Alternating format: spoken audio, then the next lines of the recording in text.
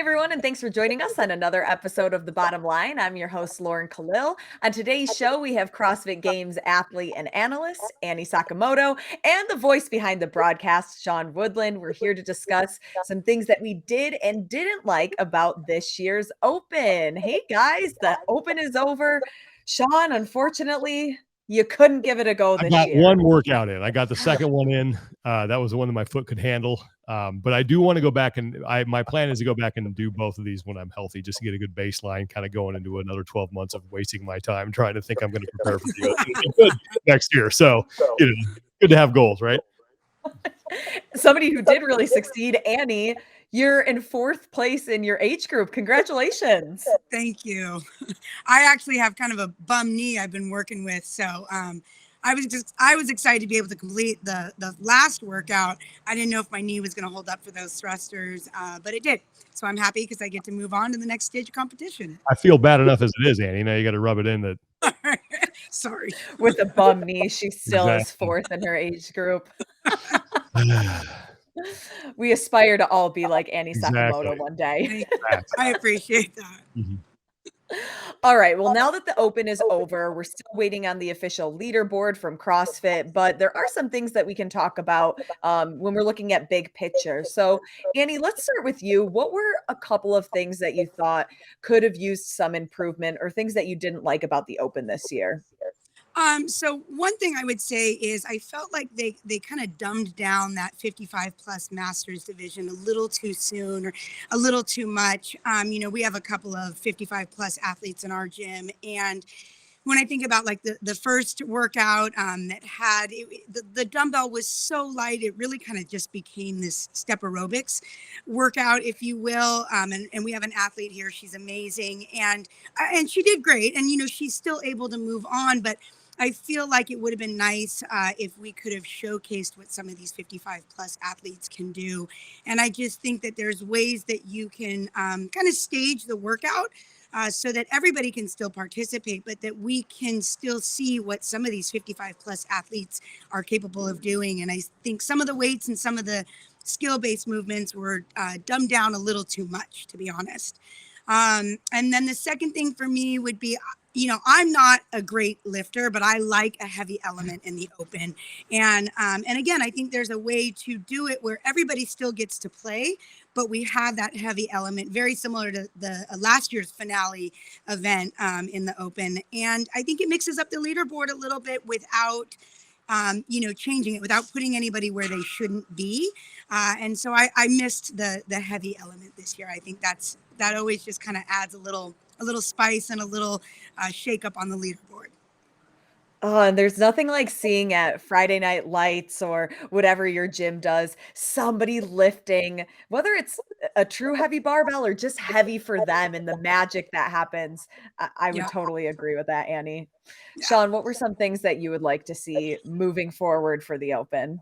Well, I think first and foremost, and I mean, I say this a little bit tongue in cheek, but I am serious about it. They need to come up with a way to kind of better secure their workout description so they don't get leaked 40 minutes before the announcement. That was super disappointing being there on site, getting ready for the announcement, only to find out that the workout was already out there because somebody just, wanted to ruin the fun. CrossFit needs to take a look at that and understand that, that they need to protect those things better because people are out there trying to figure it out. And, I hope that they rectify that situation next year. That's not the first time a workout is leaked, but, it seemed like a pretty easy find for someone who was looking for it. So hopefully they can fix that. And then the second thing is that I think they need to communicate stuff better beforehand that are new features in the Open. I thought the levels thing would have been a cool carrot for people to sign up for the Open, but it wasn't communicated far enough in advance to really get people excited about it. Because I think that's cool when you come out of the Open and you actually know, okay, I'm a level whatever the ranking system is, and now I can go find local competitions and make sure that I'm competing against people of my skill level. So it's a more enjoyable competition for me. And I know they didn't have all the details worked out, and that's totally fine, but I just wish they would have communicated that maybe back in December or even hinted at it after the games if they knew that was coming up, just to build a little excitement there, because I think it sort of fell a little bit flat given the timing.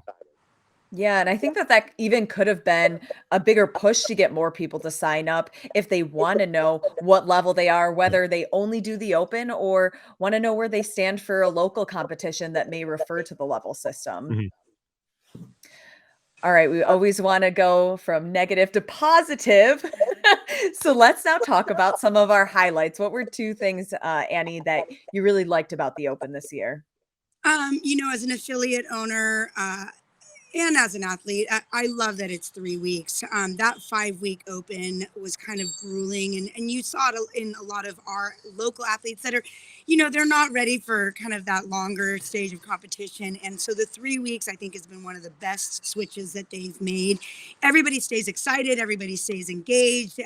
People aren't injured, they're not having to mess up their normal training for quite so long. So I really appreciate the 3 week open. And then again, I think they did a really good job of making all of the events accessible to the masses, yet still really kind of differentiating between the elite of the elite athletes, the good athletes, and then just the people who want to play. I think that most of the workouts did a great job at again, being accessible, but separating the elite from everybody else. Sean, what were some highlights for you? First of all, I thought it was a great open. I thought that this was the best one that we've had in a while. It just felt like it was finally back. And I think a lot of that just comes from the fact that I got to be, live at all three announcements. Then the way they ramped it up, first of all, it was just cool to be back in front of a live crowd. And the fact that they wanted to do live announcements the way they did it, I think that's a big win. We got a little taste of it last year, but we had to do them all in Scotts Valley. There was no live audience. And then I think the second thing that there was a absolute home run was week 3 going back into an affiliate. I think that's where these things need to be from now on. I get why they did it at their new media studios in Boulder, and then at Rogue they wanted controlled environments where they knew not a lot was going to be. There were going to be no curveballs thrown at them. They had really reliable facilities that they could control pretty much from the get go.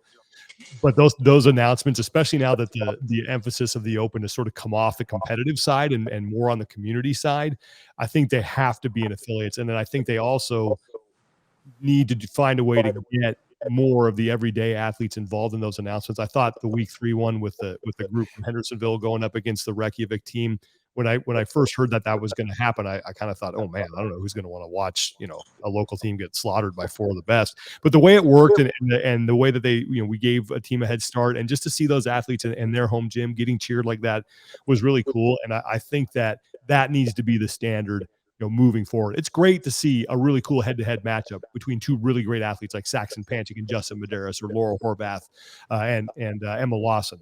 That's awesome, and we should still have that. But I think they need to find a way to get more of the everyday, local affiliate athletes involved, because that's really what it's all about to me now with the Open. I thought that was a home run on week 3. Right, and especially because it was more comparative for the Mhm. everyday athlete to see Yeah. what is a realistic time, because you watch, CrossFit Reykjavik and nowhere near is that gonna be my time or Sean, your time, Annie, maybe your time. No, But but yeah, I mean, how many times have you've seen these elite athletes do it and you're like, okay, add 2 minutes and that should be me. And 8 minutes later, yeah. you're like, wait a minute, I was only supposed to have to add 2 minutes to their time. And why is the clock still going? I had an experience with that. I think it was 2015. It was the last workout in Vegas that we had, and it was the rowing thruster one. And I watched all the athletes do it. I went, okay, well, that doesn't look terrible. Yeah, I think I can. Okay, I think I can do this and this. And then I watched Row and Boz do it. I went, oh, this is gonna be awesome. I've never seen Roy McKernan in so much pain in my life. So I think there's cool value in seeing athletes, Yep. that are more along our level do that and get a better idea of what's in store for us. I do too. I think it was definitely fun for affiliates and their affiliate to cheer them on and their fans to the everyday CrossFitter. Annie, what would you say your bottom line is for the Open season this year?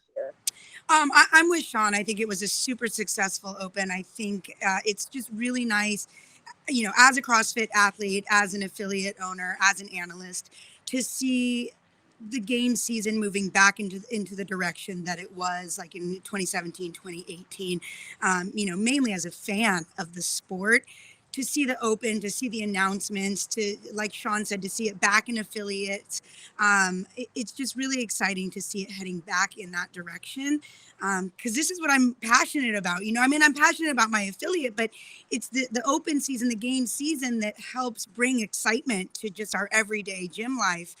So to see the Open heading back in that direction really has me encouraged. Sean, what's your bottom line? So I'm right on the same page, Annie. It's just, I think the bottom line is it's good to be back. I think for the first time since 2018, we were full go on the Open announcements. They had the 5th highest participation that they've ever had. Obviously they would like more, but it seems like it is moving in the right direction. But after 4 years of watching this thing sort of like lurch forward, I feel like they finally got to a point where they're hitting on all cylinders, and now they're ready to go full speed ahead heading into the rest of the season. Annie Sakamoto, Sean Woodland, thank you so much for joining us on the bottom line to discuss the Open. And now, Annie, you're off to the next stage. Don't screw it up. I could. Good luck. Get healthy. Sean, you get healthy too. Take care of that foot. I will for sure. Thanks, Lauren. Thanks, guys. Thanks for having us.